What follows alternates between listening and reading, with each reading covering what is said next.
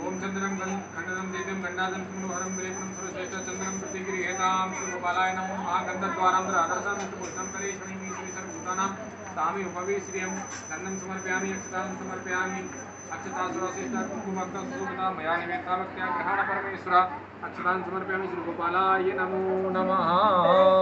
बोले गोपाल जी महाराज की जय। पहले सुंदरकांड कर दो, बाद में सत्यनारायण कर दो। हाँ ऐसा कर लो बस, तो हनुमान जी को पूजन करा दे। ठीक ठीक बात कर, कोई दिक्कत नहीं। ठीक ठीक। हाँ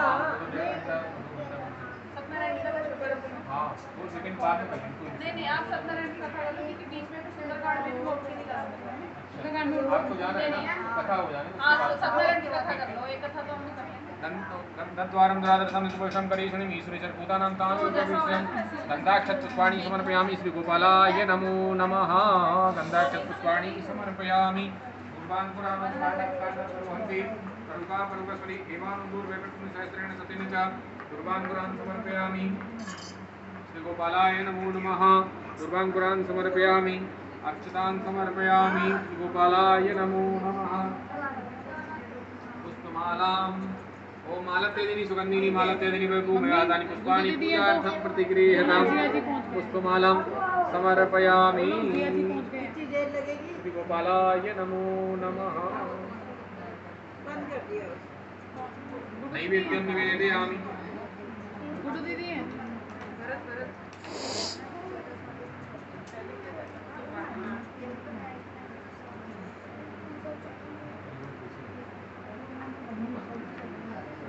ओम नाभ्या आसीद अंतरिक्षनु शेषनु देवहु समृतता पृथिव्यां भूमि सह सर्वत्र तथा लोकान कल्पयन्न नैवेद्यं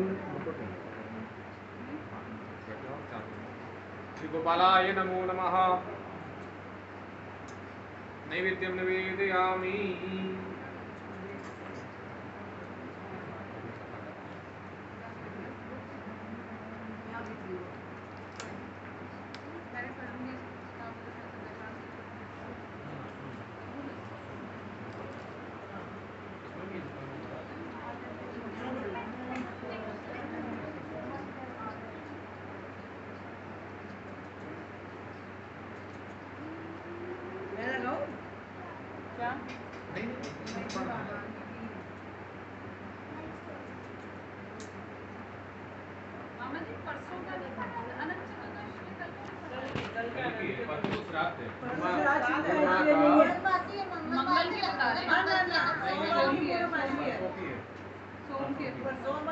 कैलेंडर में तो वैसे 21 को ही लगा है। 21 को प्रतिपदा है श्राद्ध पक्ष और पूर्णिमा को श्राद्ध चालू हो जाता है। मतलब सब काम जो भी है वो कल हो जाएगा। परसों के बाद से कोई चीज मतलब बाजार से जो भी हम करते हैं वो नहीं करना है। तो केवल भागवत पाठ और श्राद्ध पक्ष में पितृ गायत्री पितृ संगीता का पितरों के निमित्त होगा। जो भी पूजा पाठ होगा सब पितरों के निमित्त होगा। 6 अक्टूबर तक, उसके बाद फिर नवरात्र का हिसाब से। हाँ पूरे दिन के पूरे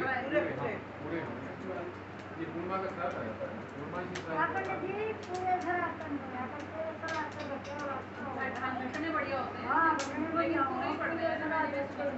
चलो सत्यनारायण कथा स्टार्ट करते हैं। बोलो सत्यनारायण भगवान की जय। गोपाल जी महाराज की जय। गंधाक्षपुष्पाणि समर्पयामि। एक समय नैमिषारण्य तीर्थ में सोनकादिक 88,000 ऋषियों ने श्री सूत जी से पूछा, हे प्रभु, इस कलयुग में वेद विद्या रहित मनुष्यों को प्रभु भक्ति किस प्रकार मिलेगी तथा उनका उद्धार कैसे होगा। इसीलिए हे मुनिश्रेष्ठ, कोई ऐसा तप कहिए जिससे थोड़े समय में पुण्य प्राप्त हुए तथा मनवांछित फल मिले। वह कथा सुनने की हमारी इच्छा है। सर्वशास्त्र ज्ञाता श्री सूत जी बोले, हे वैष्णवों, मैं पूज्य आप सबने प्राणियों के हित की बात पूछी है। अब मैं उस श्रेष्ठ व्रत को आप लोगों से कहूंगा जिस व्रत को नारद जी ने लक्ष्मी नारायण से पूछा था और लक्ष्मीपति ने मुनिश्रेष्ठ नारद से कहा था। तो ध्यान से सुनो। एक समय योगीराज नारद जी दूसरों के हित की इच्छा से अनेक लोगों में घूमते हुए मृत्युलोक में आप पहुंचे। यहाँ अनेक योनियों में जन्मे हुए प्राय सभी मनुष्यों को अपने कर्मों द्वारा अनेक दुखों से पीड़ित देखकर सोचा किस यंत्र के करने से निश्चय ही दुखों का नाश हो सकेगा। ऐसा मन में सोचकर विष्णुलोक को गए। वहां श्वेत वर्ण और 4 भुजाओं वाले देवों के इष्ट नारायण को, जिनके हाथों में शंख चक्र गदा और पद्म थे तथा वरमाला पहने हुए थे, देखकर स्तुति करने लगे। हे भगवान, आप अत्यंत शक्ति से संपन्न है। मन तथा वाणी भी आपको नहीं पा सकती। आपका आदि मध्य अंत नहीं है। निर्वण स्वरूप सृष्टि के कारण भूत व भक्तों के दुखों को नष्ट करने वाले हो, आपको मेरा नमस्कार है। नारद जी से इस प्रकार की स्तुति सुनकर विष्णु भगवान बोले, हे मुनिश्रेष्ठ, आपके मन में क्या है? आपका किस काम के लिए आगमन हुआ है? सो निसंकोच कहो।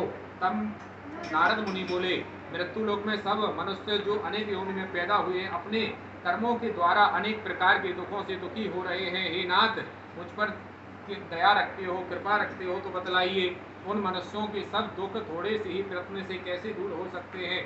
श्री भगवान जी बोले, हे नारद, मनुष्यों की भलाई के लिए तुमने बहुत अच्छी बात पूछी है। जिस काम के करने से मनुष्य मोह से छूट जाता है वह मैं कहता हूँ, सुनो।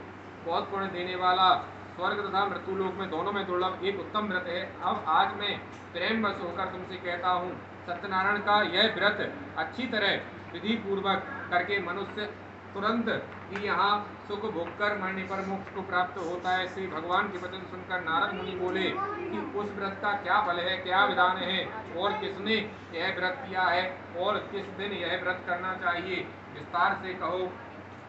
भगवान बोले, दुख सुख आदि को दूर करने वाला, धन धान को बढ़ाने वाला, सौभाग्य तथा संतान को देने वाला, यह व्रत सब स्थानों पर विजयी करने वाला है। भक्ति और श्रद्धा के साथ किसी भी दिन मनुष्य श्री सत्यनारायण की शाम के समय ब्राह्मणों और बांधुओं के साथ धर्म पारायण होकर पूजा करे। भक्ति भाव से नैवेद्य, केले का फल, घी, दूध और गेहूं का चूर्ण सवाया ले। गेहूं के आभा में साठी का चूर्ण, शक्कर तथा गुड़ ले और सब भक्षण युक्त पदार्थ जमा करा के भगवान को अर्पण कर देवे तथा बांधुओं सहित ब्राह्मणों को भोजन करावे। तत्पश्चात स्वयं भोजन करे, नित्य गीत आदि का आचरण कर सत्यनारायण भगवान का स्मरण करता हुआ समय व्यतीत करे। इस तरह व्रत करने पर मनुष्यों की इच्छा निश्चय पूरी होती है। विशेष काल कलिकाल में भूमि का यही मोक्ष का सरल उपाय है। भूमि पर बोलो सत्यनारायण भगवान की जय। दूसरा अध्याय आरंभ। सूत जी बोले, हे ऋषियों, जिसने पहले इस समय में व्रत किया है उसका इतिहास कहता हूँ, ध्यान से सुनो। सुंदर काशीपुरी नगरी में एक अत्यंत निर्धन ब्राह्मण रहता था। वह भूख और प्यास से बेचैन हुआ नित्य पृथ्वी पर घूमता था। ब्राह्मणों से प्रेम करने वाले भगवान ने ब्राह्मण को दुखी देखकर बूढ़े ब्राह्मण का रूप धर उसके पास जा आदर के साथ पूछा, हे विप्र, नित्य दुखी हुआ पृथ्वी पर क्यों घूमता है? हे श्रेष्ठ ब्राह्मण, यह सब मुझसे कहो, मैं सुनना चाहता हूँ। ब्राह्मण बोला, मैं निर्धन ब्राह्मण हूँ, भिक्षा के लिए पृथ्वी पर फिरता रहता हूँ। हे भगवान, यदि आप इसका उपाय जानते हो तो कृपा कर कहो। वृद्ध ब्राह्मण बोला कि सत्यनारायण भगवान मनवांछित फल देने वाले हैं, इसीलिए हे ब्राह्मण, तू उनका पूजन कर, जिसके करने से मनुष्य सब दुखों से मुक्त होता है। ब्राह्मण को व्रत का सारा विधान बतलाकर बूढ़े ब्राह्मण का रूप धारण करने वाले सत्यनारायण भगवान कर ध्यान हो गए। जिस व्रत को वृद्ध ब्राह्मण ने बतलाया है मैं उसको करूंगा, यह निश्चय करने पर उसे रात में नींद भी नहीं आई। वह सवेरे उठ सत्यनारायण के व्रत का निश्चय कर भिक्षा के लिए चला। उस दिन उसको भिक्षा में बहुत धन मिला, जिससे बंधु बांधवों के साथ उसने सत्यनारायण का व्रत किया। इसके करने से वह ब्राह्मण सब दुखों से छूटकर अनेक प्रकार की संपत्तियों से युक्त हुआ। उस समय से ब्राह्मण हर मास व्रत करने लगा। इस तरह सत्यनारायण भगवान के व्रत को जो करेगा वह सब पापों से छूटकर मोक्ष को प्राप्त होगा। आगे जो पृथ्वी पर सत्यनारायण का व्रत करेगा सब दुखों से छूट जाएगा। इस तरह नारद जी से नारायण का कहा हुआ यह व्रत मैंने तुमसे कहा। हे विप्रो, मैं अब और क्या कहूँ? ऋषि बोले, हे मुनीश्वर, संसार में इस ब्राह्मण से सुनकर किस किसने इस व्रत को किया है वह सब सुनना चाहते हैं, इसके लिए हमारे मन में श्रद्धा है। सूत जी बोले, हे मुनियों, जिसने इस व्रत को किया है वह सब सुनो। एक समय एक ब्राह्मण धन और ऐश्वर्य के अनुसार बंधु बांधवों के साथ व्रत करने को तैयार हुआ।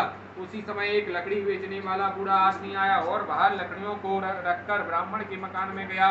प्यास से दुखी लकड़हारा उनको व्रत करते देखकर ब्राह्मण को नमस्कार कर कहने लगा कि आप यह क्या कर रहे हैं और इसके करने से क्या फल मिलता है, कृपा करके मुझसे कहो। ब्राह्मण ने कहा, सब मनोकामनाओं को पूरा करने वाला यह सत्यनारायण भगवान का व्रत है, इसकी ही कृपा से मेरे यहाँ धन धान्य की आदि की वृद्धि हुई है। ब्राह्मण से इस व्रत के बारे में जानकर लकड़हारा बहुत प्रसन्न हुआ। चरणामृत ले और प्रसाद खाने के बाद अपने घर को गया। लकड़हारे ने अपने मन में इस प्रकार का संकल्प किया कि आज शाम में लकड़ी बेचने से जो धन मिलेगा उसी से सत्यनारायण देव का उत्तम व्रत करूंगा। यह मन में विचार कर वह बूढ़ा आदमी लकड़ियां अपने सिर पर रखकर जिस नगर में धनवान लोग रहते थे वह ऐसे नगर में गया।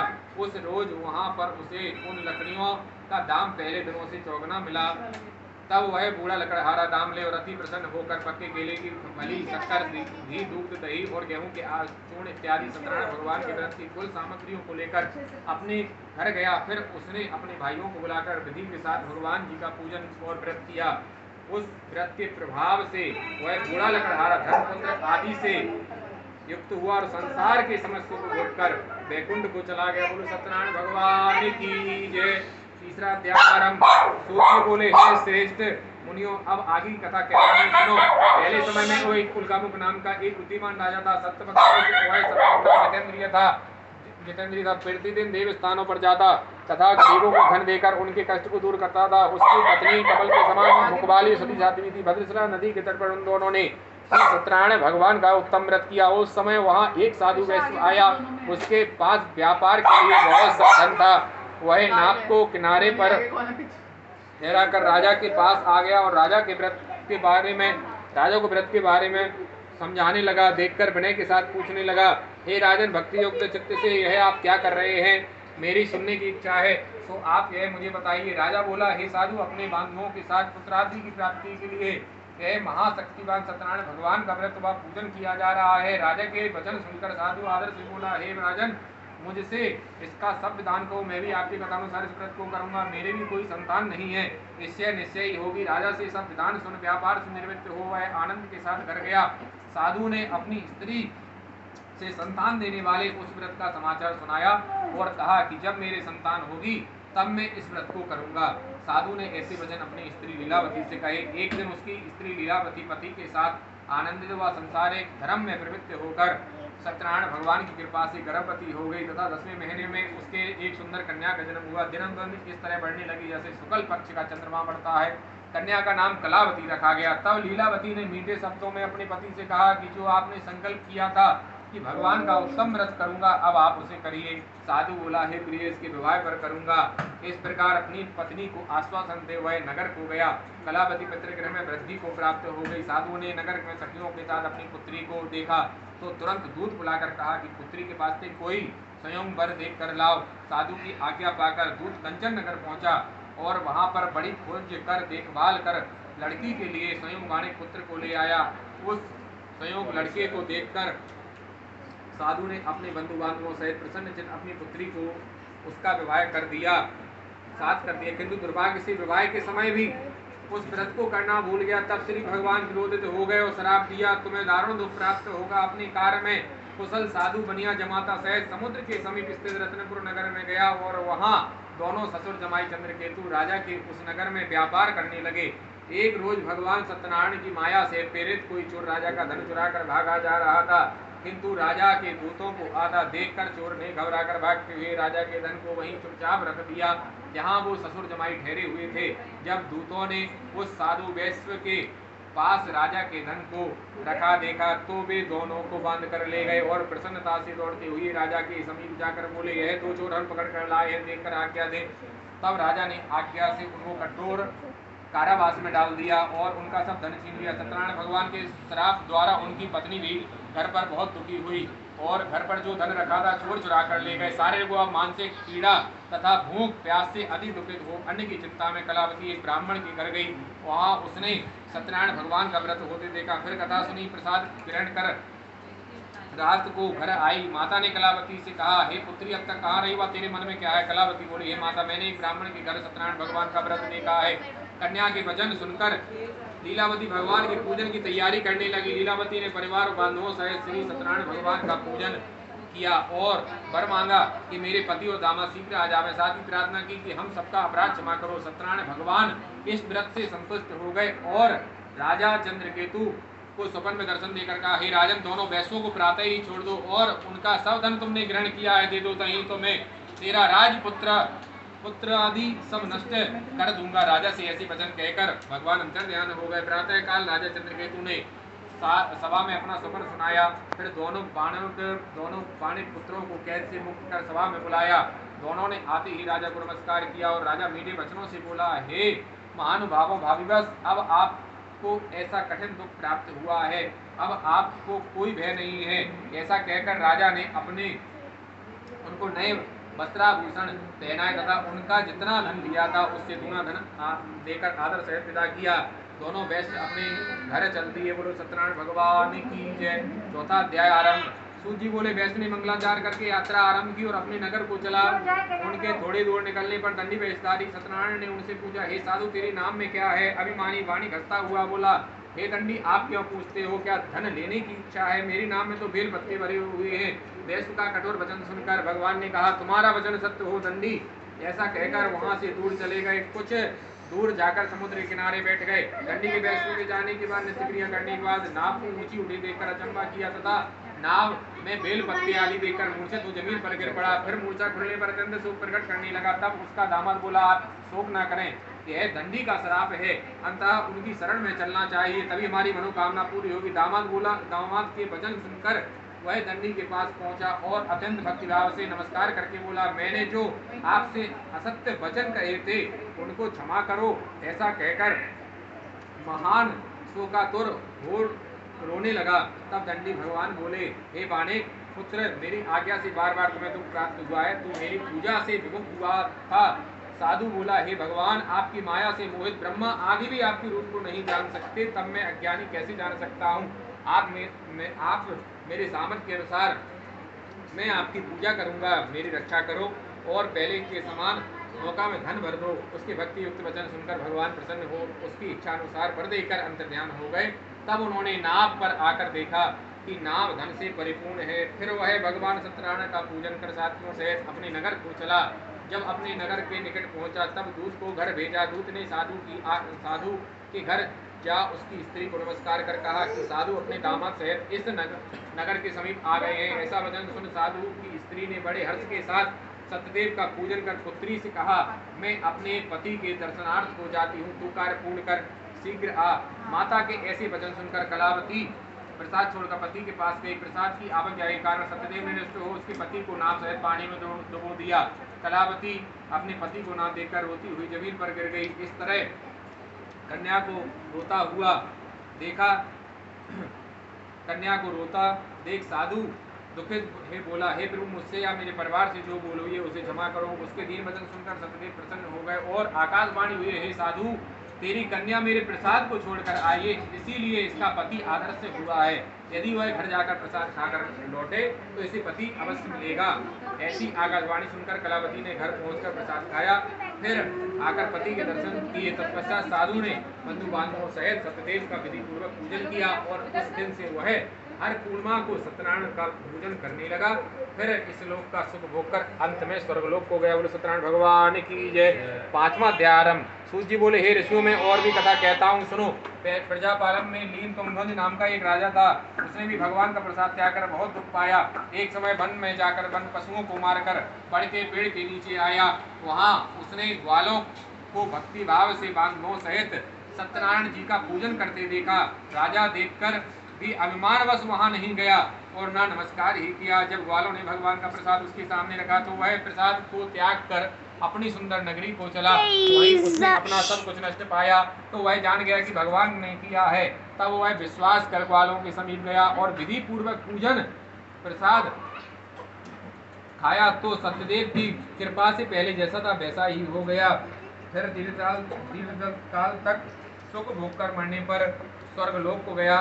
जो मनुष्य इस परम दुर्लभ व्रत को करता है या करेगा, भगवान की कृपा से उसे धन धान्य की प्राप्ति होगी। निर्धन धनी और बंदी बंधन से मुक्त होकर निर्भय हो जाता है।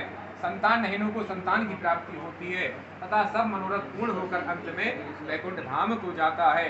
जिन्होंने पहले इस व्रत को किया है, अब उनके दूसरे जन्म की कथा कहता हूँ। व्रत सतानंद ब्राह्मण ने इस्लामा का जन्म लेकर मोक्ष पाया।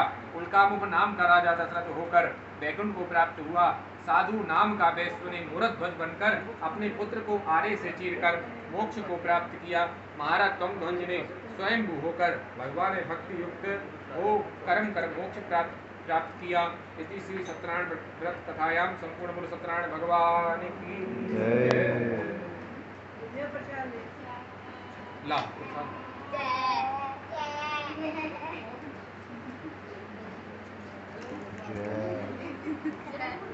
अदू अदू सोने दोनों पैर हिला रहे हैं।